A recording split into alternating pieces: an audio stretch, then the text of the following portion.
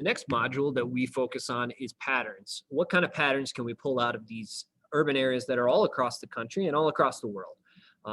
And what we found when we looked at structure is that there are different zones. We also have these different communities that are growing as we see metropolitan areas are expanding. So there's a theory to talk about, and that's central place theory, and that actually takes us over here. In central place theory, the idea is that we can actually see a pattern across the world where a central node or a region is developing around one urban area that has significance. Now, the question is, why is Minneapolis the biggest city in Minnesota? Why didn't Duluth or Mankato or St. Cloud take off and expand bigger than them? And there's usually three reasons for the central place theory. So the first reason, sometimes cities really grow and develop into big urban areas, some of the biggest communities in the world, because of a resource. I'll use Pittsburgh as my example. Pittsburgh is nestled right here in the map. And if you look at the deposits in pink of coal and iron mines in the state of Pennsylvania, there's not much out here in the east, but there is a plethora of coal and iron mines all across southwest Pennsylvania. So what you're near is what you become. If you have a lot of mining, you'll start to develop those needed secondary processes like factories and refineries that are making iron and coal into steel, Pittsburgh Steelers.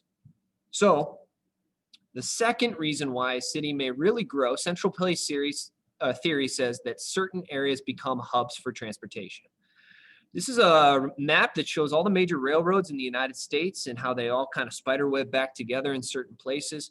You can see out here near Sacramento and San Francisco, there's a hub where many railroads are connecting. Down here in New Orleans and over in Dallas, other hubs that grew because of the railroad. But Chicago's probably the best example, and New York City is probably a second one that's really good, of how all these major Midwestern railroads bringing their agricultural supplies like animals and grain started to connect here in the Chicago region. And Chicago became the greatest railroad hub in the world at the time, and Union Station became the center of civilization for many people at that time. You can do the same thing. I have another map that I can show you guys at another time of airplane routes and how Minneapolis has become a big hub for airplanes because we're right here in the middle of the country. And then the last one, central place theory would say not only could it be because you got a resource or because you're a good transportation area, it could be because you have some kind of economic specialty that you're really strong in. So this could relate back to what we said about Pittsburgh and steel, but another example might be Kansas City.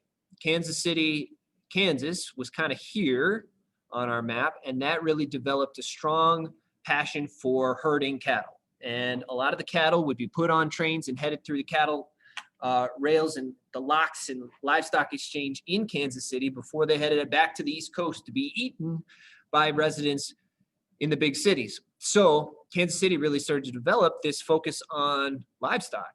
And then they started to use that livestock to make some of the greatest barbecue in the world, whether it's pork or beef. They have an incredible specialty that they've developed. Same thing is true of Detroit with cars. The automobile industry really bloomed there with Henry Ford and then many other companies that decided to settle nearby. And they became the industrial car-making capital of the world and not just the United States. And then Minneapolis, you might wonder, well, why Minneapolis and not these other small cities in Minnesota? And the truth is the flour industry built Minneapolis, and the fact that they had running water on the St. Anthony Falls that could power these turbines and grind the flour mills. There's actually a really cool museum up in Minneapolis from an old flour mill that actually the dust was settled on all of the machinery so badly that it actually became a powder keg, an explosive thing. And one day a spark triggered an explosion in the plant and blew the whole top off. They got a really cool museum up there for that, but you'll see Pillsbury flour up there. There's a big sign that says gold medal flour up there. Flour built Minneapolis, livestock built Kansas City, cars built Detroit. Central place theory would say that's why those cities boomed. Now, the second aspect of central place theory is that we see layers to the city. This whole thing that's being shown over here in the picture is called the metro area, the metropolitan area. And that includes the downtown city and the connected suburbs. So what's a suburb? These yellow and purple areas would be what we call the suburbs, and the brown that you see too are the outlying communities that are around a city. So people tend to settle further and further away from the city as time goes on. These newer developments, these newer housing projects are being built out in places like Chaska now in Minneapolis and St. Paul. The subdevelopments are usually built by the same companies. So as you go to these new suburbs that are growing, you'll see cookie cutter houses that are all built the same by the same building company because they can just plow through a whole neighborhood in a matter of a year. Suburbs also included or have included new office towers and shopping complexes. So people like to have conveniences where they are. So now we have new centers that are not just downtown, but we have Eden Prairie Mall and the shopping centers there. We have Lakeville area and the shopping centers that are growing there. So out in the suburbs, we see boomers, which are new shopping centers and office towers growing outside of town. But there's even another layer. You see it in the green here.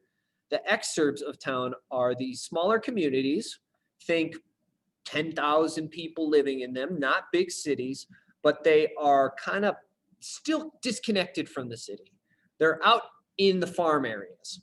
So commuters will live in Belle Plaine, Waconia, New Prague, and then they'll drive into the city to work and they'll drive home and live in one of these smaller communities. There's a little bit of gap between where the suburbs end, like Chaska, and where the exurbs start, like Cologne and Waconia. And that gap is usually consisting of farmland and marshland and just open land that's not been developed yet. But guess what's going to happen?